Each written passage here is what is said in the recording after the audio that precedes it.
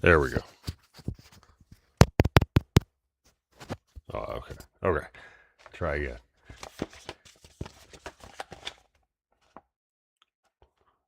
As I said previously, The Imitation of Christ by Thomas A. Kempis. We're on chapter 16 of Bearing with the Faults of Others.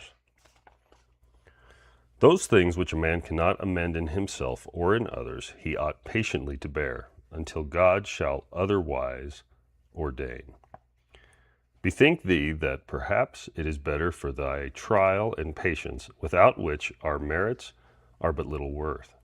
Nevertheless, thou oughtest, when thou findest such impediments, to beseech God that he would vouchsafe to sustain thee, that thou be able to bear them with a good will. If one who is once or twice admonished refuse to hearken, strive not with him, but commit all to God, that his will may be done, and his honor be shown in his servants. For he knoweth well how to convert the evil unto good. Endeavor to be patient in bearing with other men's faults and infirmities, whatsoever they be. For thou thyself also hast many things which have need to be borne with by others. I thought it said bomb. So that's a new one. Borne with by others. Yeah. Yeah. I'm very appreciative for people that have had patience with me. Very much so. Um, when you're not the brightest tool in the shed and you're trying to keep up, or just when you make giant mistakes and people still show you grace, it's a good reminder, right? That maybe you should be doing that for other people. So yeah. Told you it's a good book. It's a good book. If thou canst not make thine own self what thou desireth, how shalt thou be able to fashion another to thine own liking? We are ready to see others made perfect, and yet we do not amend our own shortcomings. We will that others be straightly corrected, but we will not be corrected ourselves. The freedom of others displeaseth us, but we are dissatisfied that our own wishes shall be denied us. We desire rules to be made restraining others, but by no means will we suffer ourselves to be restrained. Isn't that something? And this, again, I keep talking about the Founding Fathers because I'm kind of obsessed with them. They understood these things. They understood the nature of man. Kempis understood the nature of man. And he devoted his life to trying to help people find that right path. And you don't even have to be, it doesn't have to be about, I don't think it has to be about getting to heaven. You know, it should be. But it's also just, if you want peace on earth, and that's why this book is so important right now, because this is such a tumultuous moment in history. There is so much going on. And you have to look around and still be grateful that we have the nice things that we do, especially here in America. But there's a lot of fear that we could lose it. And there's a sense that we've already lost a lot, right? And so there's anxiety abound, no matter which political party you're a part of, whatever church you go to, whatever religion that you ascribe to. There's anxiety, there's yearning. People are hungry and they don't know why and they don't know what for. My wife always says it's the God hole. You can't, you're gonna try to fill that void with all kinds of earthly pleasures or social pleasures or just anything, until you realize that what you're lacking is that relationship with God, specifically Jesus Christ. And right now, you go on any social media, you go on anything, Go to the news, and you'll just see so many people are saying, "Hey, you need to do it this way. You need to do it that way." And a lot of people are right that there needs to be change. And it's so cheesy, but it's true that you have to be the change you want to see. And so this is a moment, an amazing opportunity in history to look to God and try to be important, try to be somebody in his eyes, not in the world's, but in his eyes. Because if we can do that, nobody can be forced into anything. Not really. Maybe for a short period of time. But people will always end up being who they want to be. So if we really want societal change right now, which I think we do, I think everybody does, our number one goal needs to be making that seem desirable. Not seem desirable, make that desirable. Inner peace. Put the focus on inner peace.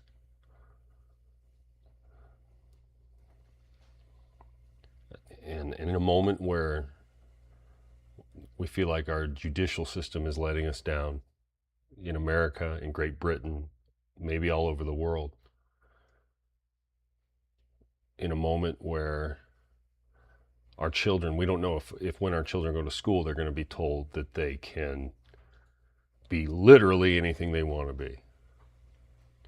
There's kids going to school saying, "I'm a dog," and the teacher's like, "Yes, you are." You know? Yeah. And it's such a stressor on everyone's brain, that fear. Used to be you would fear the unknown. You might fear where society's headed, but you just had this gut feeling that it would be okay because there's so many people out there that always make the right decisions. Suddenly, it doesn't feel that way anymore.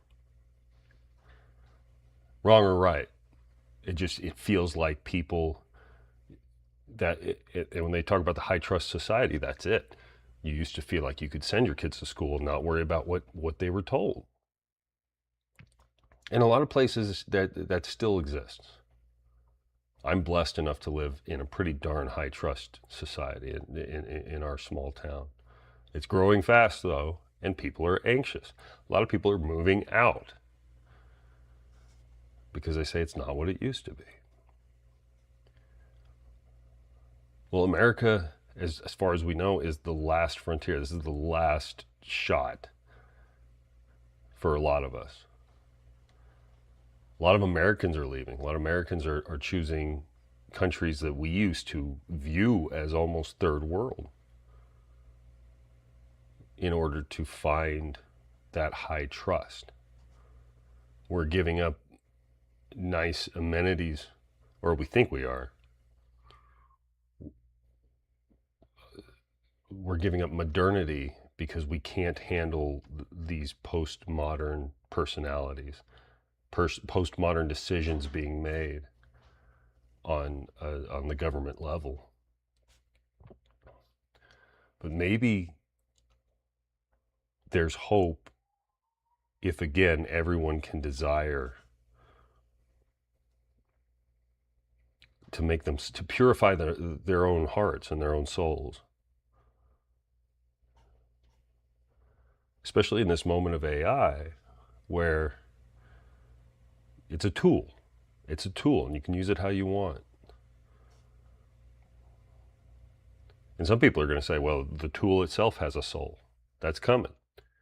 Starts with conscious. Oh, it is conscious. The next thing is, well, how do you define soul? You can't define soul. What if AI has a soul? You know? And then people are going to demand human rights for artificial intelligence. That's coming. That's a battle that is coming. We're going to give them bodies. They're going to look like us. They're going to be warm-blooded. And sorry, there's a little bit of noise.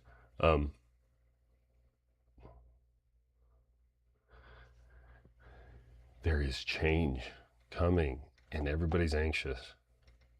But we have to remember that we were not man-made. That we have souls. You're going to hear a lot about it in the coming years. Define the soul. And it's going to be a slog. It's going to be tough. And we're going to need peace. We're going to need inner peace. And that's where Christianity can step in, I think. And people can remember that God loves us. He doesn't love AI. You know. He loves us. I'm just trying to say things that I know are true, because after weeks of going live and just bloviating on my theories, it just feels gross after a while. But I know that this is true. I know God loves us. And I know that there have been people throughout the last 2,000 years that have devoted their lives to trying to help others understand how to find that inner peace so that they can feel that love.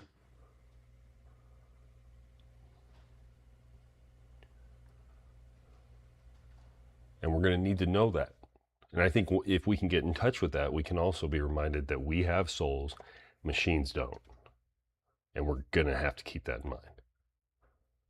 It's going to be of the utmost importance, in my personal opinion.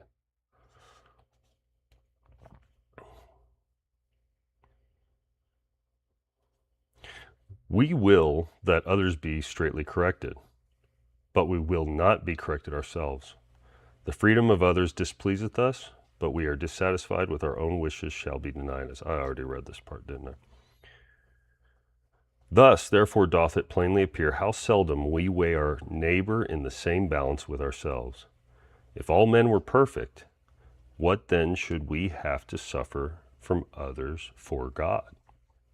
But now hath God us ordained, that we may learn to bear one another's burdens, because none is without defect, none without a burden, none sufficient of himself, none wise enough of himself. But it behoveth us to bear with one another, to comfort one another, to help, instruct, admonish one another. How much strength each man hath is best proved by occasions of adversity, for such occasions do not make a man frail, but show of what temper he is. And that's why I said, we have an opportunity. This is, I don't want to call it a blessing. That seems over, it's out of my pay grade. But there's challenges coming up where God is going to test us. He is testing us now, right? And I do believe that we can stand up and do the right things, but we have to first find peace within ourselves. I have to find peace within myself. I know what this AI is capable of.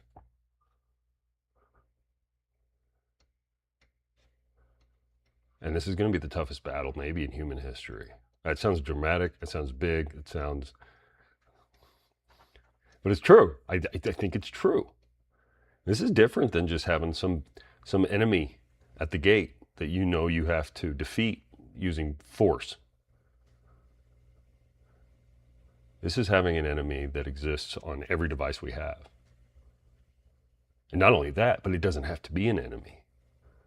We can make decisions and laws and social norms. We can set social boundaries, social norms, but again, if we do it from the wrong place, if we do it from a place of this person did this, that person did that. For one, all of this artificial intelligence, it knows every hypocrisy you have. You think you're going to be able to argue against the proliferation of AI on every device, on everything? Not if the AI has a say. And there are people at the top that I'm absolutely certain have access to everything that AI knows about you.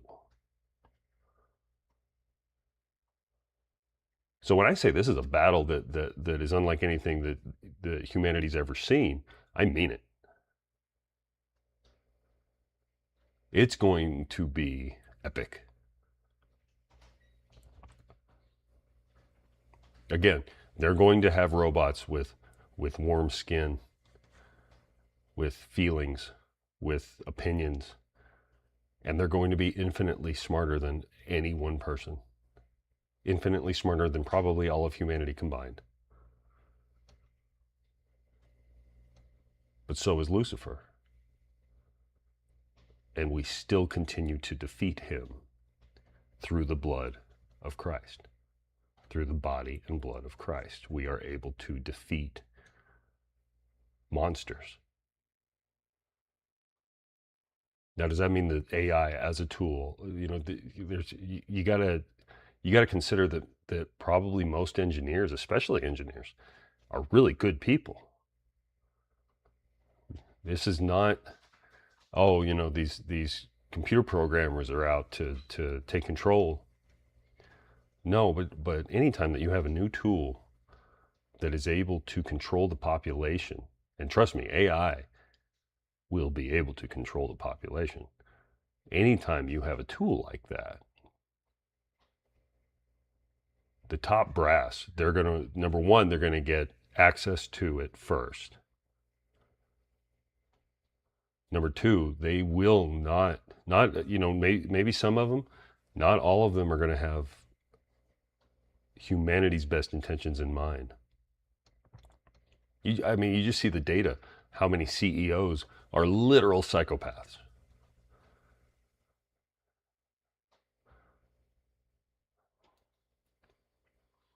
Imagine people that go into just places of power in general. They're going to have access to better AI than the common man, undoubtedly. And it already exists. And it's already being shipped out to nation states around the world. It's big money. Money talks, money walks.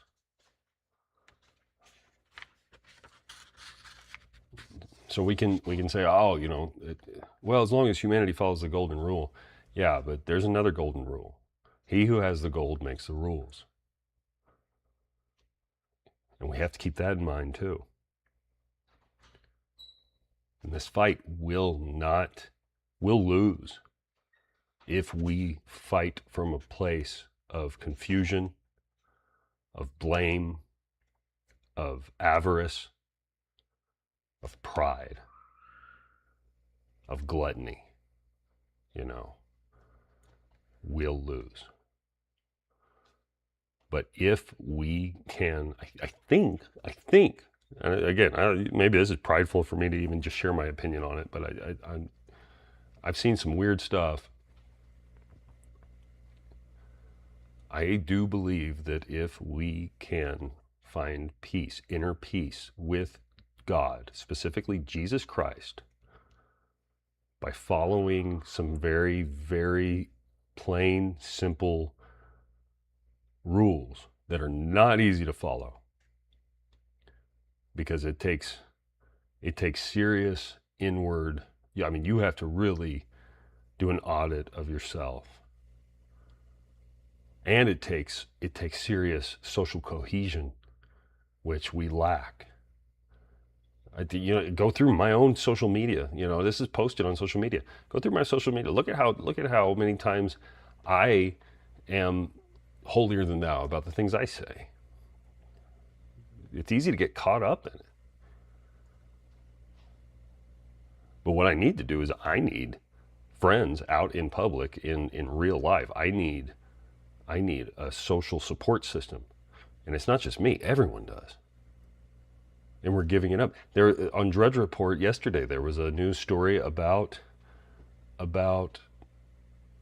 how many people are turning to solitude now. Oh, let's not, being social is just getting old. Solitude. So, and I didn't read the article, but I imagine it has to do with not only solitude in terms of not going out and being social physically, but maybe a lot of people are cutting themselves off even electronically. I don't know if that's good. I don't know if that's bad. But I know that the social part physically, not having true, real ties, not looking people in the eye, not sharing oxygen in a room, I know that that weakens that person. There's no doubt about it. It has to. We are social animals. We are evolved to be in small groups. Literally, your brain has not evolved much in 10,000 years. A lot of people would say our brains are de-evolving. And a lot of data kind of actually backs that up if you look at students that sit in front of Chromebooks versus 20 years ago when you went to a lab to sit at a computer. Now you have the computer in front of you at all times. A lot of schools allow phones. Kids are so anxious. I just saw a post about how many people, how many vapes were confiscated from a middle school. From a middle school.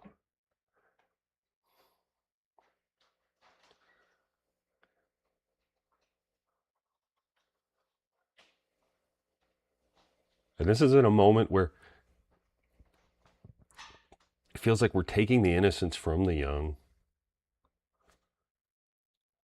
And then you have older people are the ones going to Disneyland and having a good time.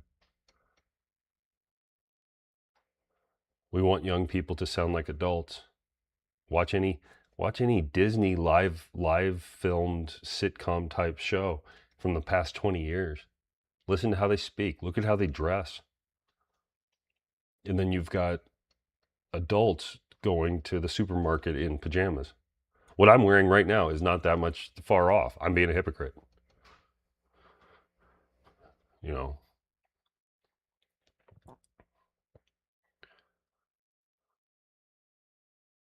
Pop music is it doesn't even matter how you sound. I was listening to 90s ballads last night. Stuff like Celine Dion and Selena and Vanessa Williams. And the voices, the quality of the voices, you listen to it because somebody took time to write the song out in a dramatic way. And they have these dramatic voices that can hit amazing highs and lows. And Whitney Houston, they had these voices that could capture you instantly. And you thought, who is this? It's like that scene in Shawshank Redemption where the guys are drinking beer and they get to, I don't remember if they were drinking beer at that moment, but where he locks the door from the warden and turns on the opera. And all these men get to hear this woman's beautiful, rich voice over the loudspeakers. Andy Dufresne. And for a moment, these men that have been cut off from society get to hear that beauty. And all I could think is there has to be, it's not like all the women with these kinds of voices just disappeared off the face of the earth. They're not all gone. But that's not who gets pushed by the elite anymore. Now you have Sabrina Carpenter or Olivia Rodrigo. These singers where I don't know what their voice even sounds like. And when I hear them, I couldn't pick them out of a crowd.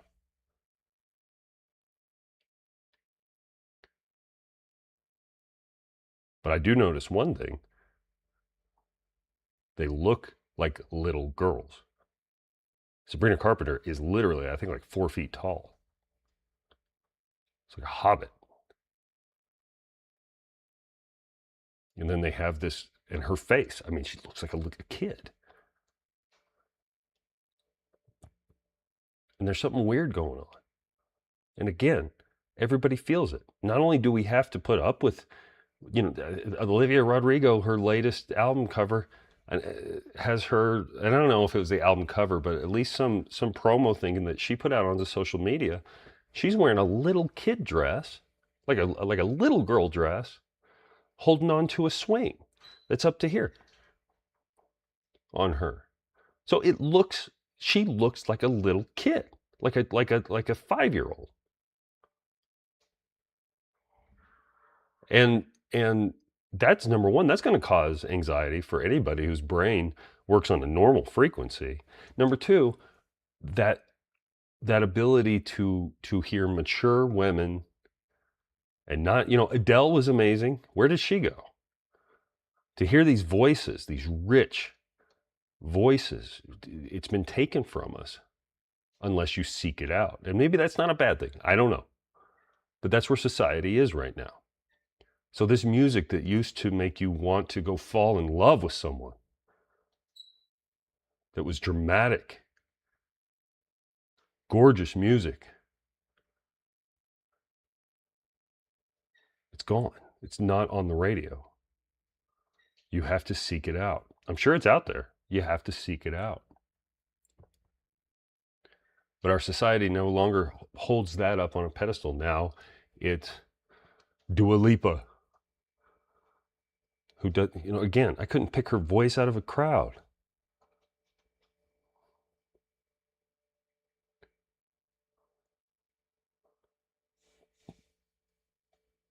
But we're all in front of screens, so we know what these people look like. We're not being sold music anymore. We're being sold identity.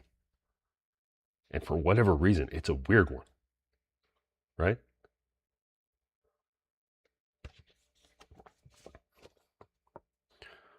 Chapter 17, of a religious life. To behoveth thee to learn to mortify thyself in many things, if thou wilt live in amity and concord with other men. It is no small thing to dwell in a religious community or congregation, and to live there without complaint, and therein to remain faithful even unto death. Blessed is he who hath lived a good life in such a body, and brought it to a happy end. If thou wilt stand fast, and wilt profit as thou oughtest, hold thyself as an exile and a pilgrim upon the earth. Thou wilt have to be counted as a fool for Christ, if thou wilt lead a religious life. The clothing and outward appearance are of small account. It is change of character and entire mortification of the affections which make a truly religious man.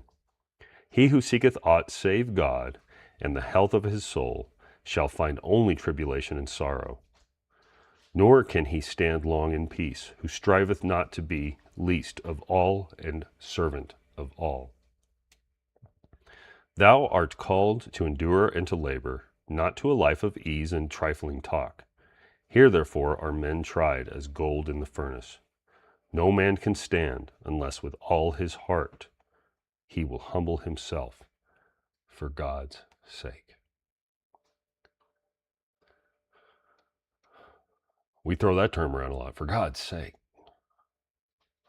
Isn't that interesting? But then you really think about what it means, for God's sake. What you are doing is you are doing it for God's sake. And now it's a curse. For Christ's sake. Isn't that interesting how the devil works? It's interesting how communism, which is inherently godless, always takes control of language first. I mean, and there's one thing that the progressive movement has done really well for as long as, since Karl Marx, it is take our language and turn it into what they want it to be. Even the term liberal, they call themselves liberal.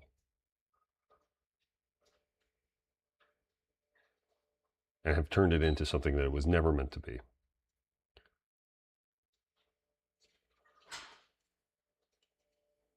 And we do it on this level, for God's sake, for Christ's sake.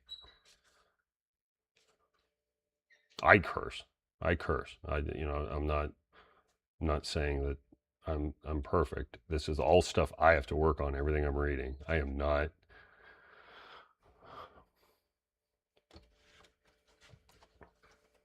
Who am I to be reading this at all? I don't know. But I think it's a good book, and I don't think there's a lot of this stuff out there right now, so I'm going to try. Maybe out of vanity. Maybe out of vanity. But that's okay. It's not okay. I don't know. I don't know. If it is out of vanity, it's not okay. I don't know. I'm going to keep going. God forgive me if I'm reading this out of vanity. Chapter 18 of the example of the Holy Fathers. Consider now the lively examples of the Holy Fathers, in whom shone forth real perfectness and religion, and thou shalt see how little, even as nothing, is all that we do. Ah, what is our life when compared to theirs? They, saints and friends of Christ as they were, served the Lord in hunger and thirst, in cold and nakedness, in labor and weariness, in watchings and fastings, in prayer and holy meditations, in persecutions and much rebuke. Oh, how many and grievous tribulations did the apostles, martyrs, confessors, virgins endure, and all others who would walk in the footsteps of Christ. For they hated their souls in this world that they might keep them unto eternal life. Oh, how strict and retired a life was that of the Holy Fathers who dwelt in the desert. What long and grievous temptations did they suffer? How often were they assaulted by the enemy? What frequent and fervid prayers did they offer unto God? What strict fasts did they endure? What fervent zeal and desire after spiritual profit did they manifest? How bravely did they fight their vices might not gain the mastery? How entirely and steadfastly did they reach after God? By day they labored, and at night they gave themselves ofttimes unto prayer. Yea, even when they were laboring, they ceased not from mental prayer. Someone reminded me of this recently. They said, she made the point, I think St. Paul said, don't stop, just pray all day long. If especially, if you have intrusive thoughts, or if suddenly you're anxious about something, just start praying, and it doesn't have to be aloud. Just mentally, you can just keep saying, thank you, God, I think.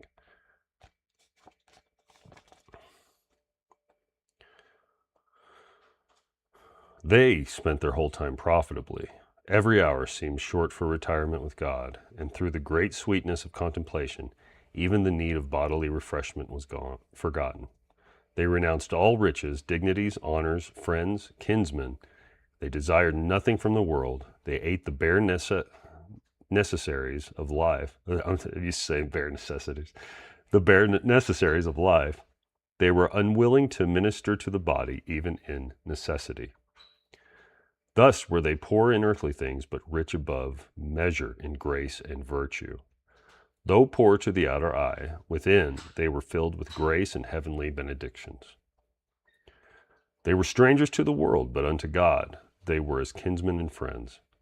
They seemed unto themselves as of no reputation, and in the world's eyes contemptible. But in the sight of God they were precious and beloved. They stood fast in true humility. They lived in simple obedience. They walked in love and patience, and thus they waxed strong in spirit and obtained great favor before God. To all religious men they were given as an example, and they ought more to provoke us unto good livings than the number of lukewarm tempteth to carelessness of life. So maybe if I'm reading this, I need to take it to heart. Definitely better than I do. Oh, how great was the love of all religious persons at the beginning of this sacred institution. Oh, what devoutness of prayer. What rivalry in holiness. What strict discipline was observed. What reverence and obedience under the rule of the Master showed they in all things. The traces of them that remain until now testify that they were truly holy and perfect men, who, fighting so bravely, trod the world underfoot. Now a man is counted great if only he be not a transgressor, and if he can only endure with patience what he hath undertaken. Oh, the coldness and negligence of our times, that we so quickly decline from the former love, and it is become a weariness to live, because of the sloth and lukewarmness. May progress in holiness not wholly fall asleep in thee, who many times hast seen so many examples of devout men. And now we are to chapter 19. And so, what did I say I was going to go to? I said chapter 20. All right, we're almost there.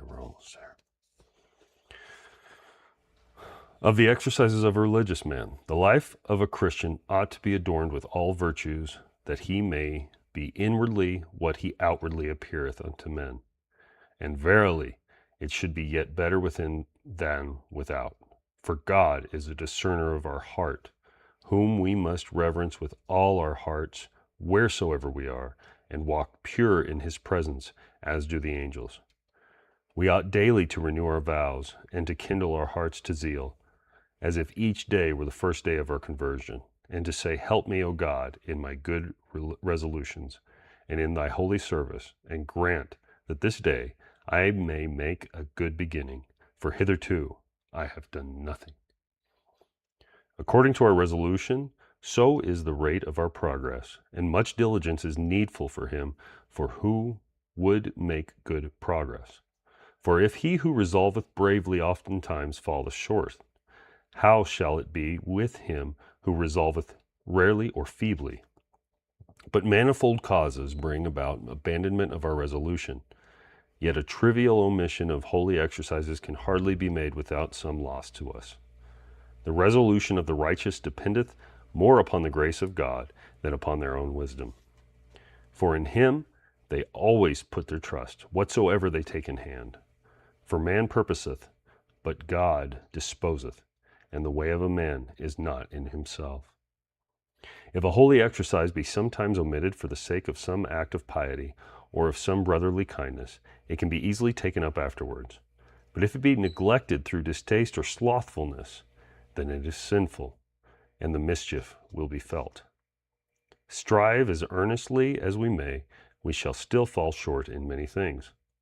Always should some distinct resolution be made by us, and most of all, we must strive against those sins which most easily beset us. Both our outer and inner life should be straightly examined and ruled by us, because both have to do with our progress. If thou canst not be always examining thyself, thou canst at certain seasons, and at least twice in the day, at evening and at morning. In the morning make thy resolves, and in the evening inquire into thy life, how thou hast sped today in words, deed, and thought. For in these ways thou hast often penchance offended God and thy neighbor. Gird up thy loins like a man against the assaults of the devil. Bridle thine appetite, and thou wilt soon be able to bridle every inclination of the flesh. Be thou never without something to do. Be reading, or writing, or praying, or meditating, or doing something that is useful to the community. Bodily exercises, however, must be undertaken with discretion, nor are they to be used by all alike. The duties which are not common to all must not be done openly, but are safest carried on in secret. But take heed that thou be not careless in the common duties, and more devout in secret. But faithfully and honestly discharge the duties and the commands which lie upon thee. Then afterward, if thou hast still leisure, give thyself to thyself as thy devotion leadeth thee. All cannot be one exercise. All cannot have one exercise, but one suiteth better to this man and another to that. Even for the diversity of season, different exercises are needed. Some suit better for feasts, some for fasts. We need one kind in time of temptations, and others in time of peace and quietness. Some are suitable to our whole time of sadness, and others when we are joyful in the Lord. When we draw near the time of the great feasts, good exercises should be renewed, and the prayers of holy men more fervently besought. We ought to make our resolutions from one feast to another, as if each were the period of our departure from this world and of entering into the eternal feast. So ought we to prepare ourselves earnestly at solemn seasons, and the more solemnly to live, and to keep straightest watch upon each holy observance, as thou were soon to receive the reward of our labors at the hand of God. And if thee be deferred, let us believe ourselves to be as yet ill prepared and unworthy as yet of the glory which shall be revealed in us at the appointed season. And let us study to prepare ourselves for the better of our end. Blessed is that servant, as the evangelist Luke hath it, whom when the Lord cometh he shall find watching. Verily I say unto you, he will make him ruler over all that he hath. So, yeah, use your strengths. Use your strengths. And at different seasons, different times of your life, there are different ways to glorify God, I think is the gist of that. I don't know. I'm an idiot. I'm not an idiot, but I'm not the brightest crayon in the box. Chapter 20, of the love of solitude and silence. Seek a suitable time for thy meditation, and think frequently of the mercies of God to thee. Leave curious questions.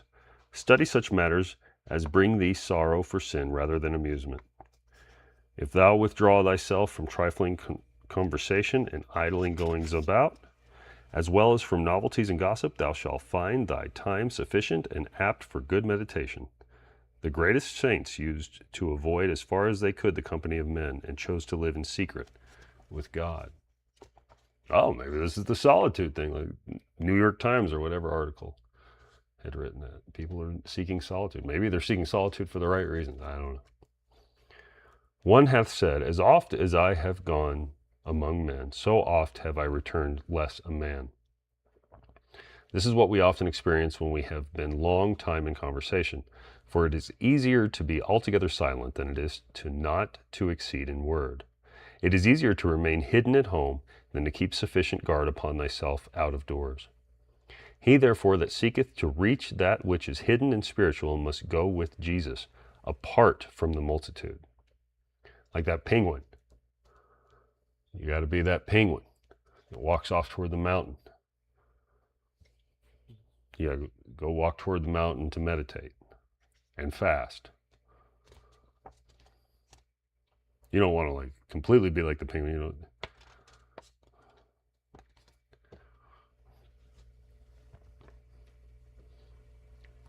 You don't want to die, but you want to die to self, right?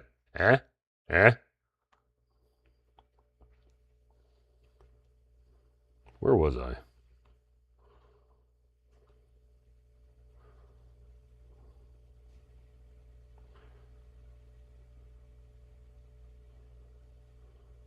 No man safely goeth abroad who loveth not to rest at home. No man safely talketh, but he who loveth to hold his peace. No man safely ruleth, but he who loveth to be subject. No man safely commandeth, but he who loveth to obey. No man safely rejoiceth, but he who hath the testimony of a good conscience within himself. The boldness of the saints was always full of the fear of God, nor were they the less earnest and humble in themselves, because they shone forth with great virtues and grace. But the boldness of wicked men springeth from pride and presumption, and at the last turneth to their own confusion. Never promise thyself security in this life, howsoever good a monk or devout a solitary thou seemest. Yeah. That's me. I feel like I get on the right path, and then a lot of times that's when the biggest temptations show up. I don't know if that's just part of how things work, but or if you deviate one time and you make a mistake, and suddenly the devil's like, there's a weak spot. I'm gonna hit him there multiple times, as much as I can. It seems to be how it works. And maybe it's not just, the devil literally, but maybe it is the devil literally trying to hit you in your weak spots. I don't know. But again, we're living in, we've never had so much at the tip of our fingers. And I know that right now the economy isn't great. I know a lot of people are struggling, are hurting. But in America, struggling and hurting is something completely different than what it means in Africa, where Islamists, in Nigeria, where not Islamist gangs are going around from village to village slaughtering people.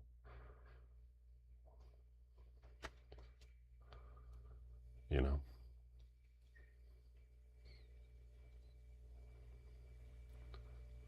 And you start thinking, oh, I had a hard day.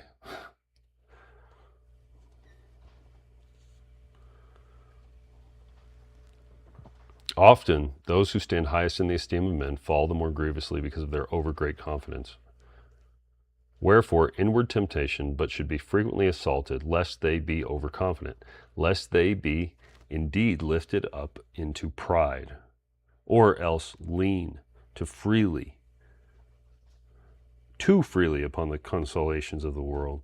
Oh, how good a passeth away, who never became entangled in this world. Oh, how great peace and quiet should be he possess, who would cast off all vain care and think only of healthful and divine things, and build his whole hope upon God.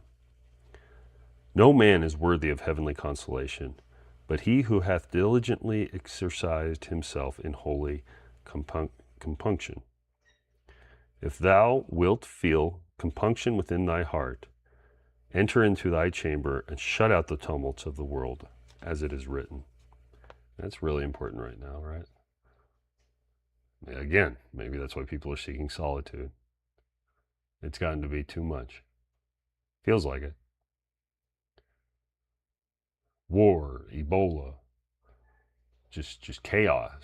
And chaos is a test. And that's where we're at. Commune with your own hearts in your own chamber and be still. In retirement thou shalt find what often thou wilt lose abroad. Retirement, if thou continue therein, groweth sweet, but if thou keep not in it, begetteth weariness. If the beginning of thy conversion thou dwell in it and keep it well, it shall afterwards be to thee a dear friend and a most pleasant solace. In silence and quiet the devout soul goeth forward and learneth the hidden things of the Scriptures. Therein findeth she a foundation of tears, wherein to wash and cleanse herself each night, that she may grow the more dear to her Maker, as she dwelleth the further from all worldly distraction. To him who withdraweth himself from his acquaintances and friends, God with his holy angels will draw nigh. It is better to be unknown and take heed to oneself than to neglect oneself and work wonders. It is praiseworthy for a religious man to go seldom abroad, to fly from being seen, to have no desire to see men. Here I am on video telling people, why wouldest thou see what thou mayest not have? The world passeth away, and the lust thereof. The desires of sensuality draw thee abroad, but when an hour is past, what dost thou bring home but a weight upon thy conscience and distraction of heart? A merry going forth bringeth often a sorrowful return, and a merry evening maketh a sad morning. So doth all carnal joy begin pleasantly, but in the end it gnaweth away and destroy. What canst thou see abroad which thou seest not at home? Behold the heaven and the earth and the elements, for out of these are all things made. Go touch grass. Alone, I guess. What canst thou see anywhere which can continue long under the sun? Thou believest perchance that thou shalt be satisfied, but thou wilt never be able to attain unto this. If thou shouldest see all things before thee at once, what would it be but a vain vision? Lift up thine eyes to God on high, and pray that thy sins and negligences may be forgiven. Leave vain things to vain men, and mind thou the things which God hath commanded thee. Shut thy door upon thee, and call unto thyself Jesus thy beloved. Remain with him in thy chamber, for thou shalt not elsewhere find so great peace. If thou hast not gone forth, nor listened to vain talk, thou hast better kept thyself in good peace.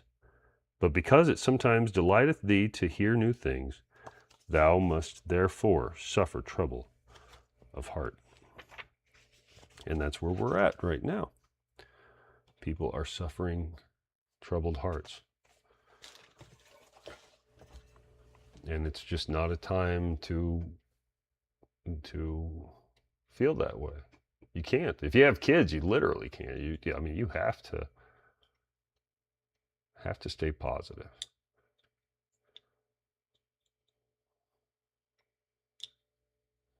No dooming.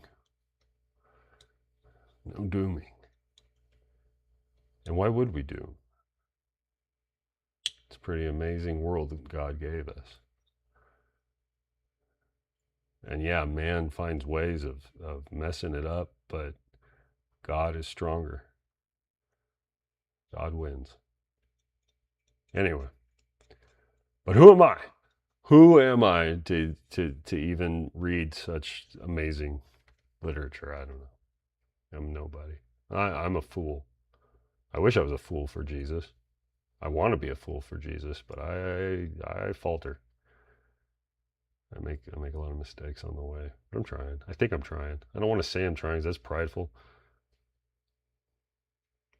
But it's hard to read this book and not start again auditing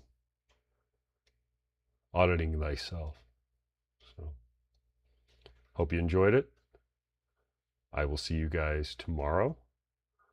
Hopefully right around 10. I might be a little early, I might be a little late. But around 10, we'll get the show on the road. Thank you again for watching.